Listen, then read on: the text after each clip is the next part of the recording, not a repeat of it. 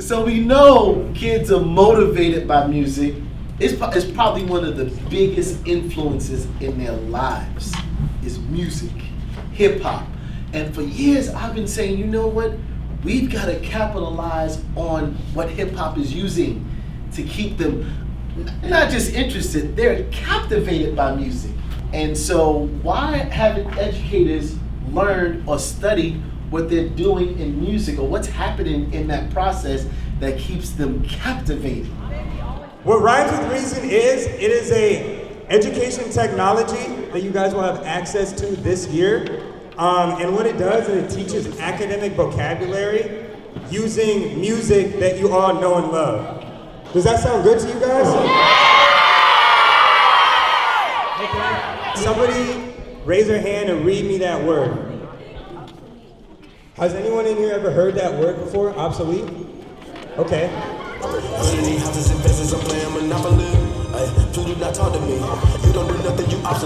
In this line, when Offset says obsolete, he most nearly means what? I believe that is B because when he was talking about his competitors, he was basically saying like that they're not on his level and like. So how does completely irrelevant? Can you try to explain how that connects to that?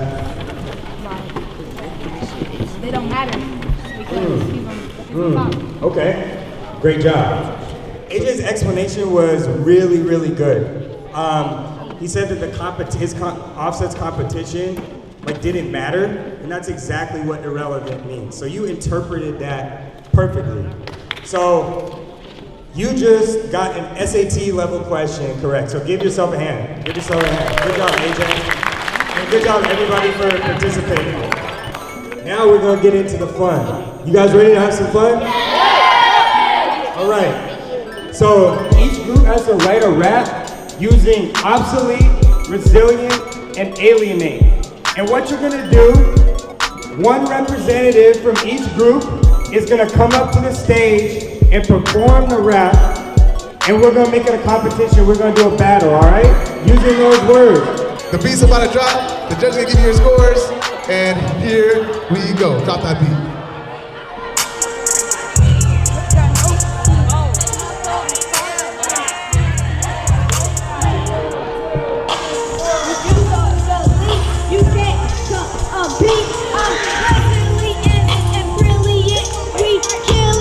Sometimes I feel alienated, feel like we need to be recreated.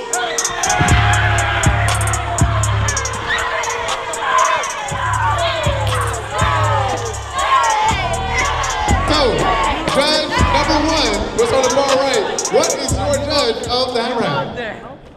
Oh, a 10! A 10! She got you a perfect 10. Judge number two, what is the score? Oh, another 10! Another 10! Judge number three, oh, another 10. I was like, no. And the principal, Mr. Moore, what's that score? Oh, perfect 10! That's a 40! That's a 40! Oh my goodness! Oh my goodness! Oh! You had kids in there not only learning, answering these multiple choice questions about these vocabulary words, right, that are SAT vocabulary words, but working SAT words into an original composition and performing them. Repetition, with exposure, with practice, students can outperform their level and can learn vocabulary words that are far beyond what whomever has set for them as appropriate.